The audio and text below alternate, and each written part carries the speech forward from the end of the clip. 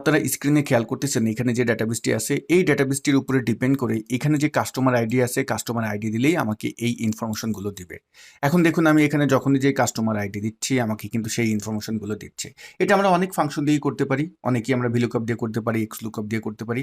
তবে আজকের এই ভিডিওটিতে দেখুন যেহেতু এই টেবিলটা নিয়ে করা হয়েছে এই টেবিলটি যদি আমি ডিলিট করে দিই তারপরে আপনি দেখতে পারবেন আইডি অনুপাতে আমাকে কিন্তু আউটপুটটা দিবে। দেখুন এখানে এখন আমি ডিলিট করে দিয়েছি এবং আমি যদি এখন এখানে আইডি দিই আপনি দেখতে পারবেন খুব সুন্দরভাবে কিন্তু আমাকে আউটপুট দিচ্ছে। এইটা কিভাবে দিচ্ছে? টেবিল ডিলিট করলে তো এখানে এরর আসার কথা, তাই না?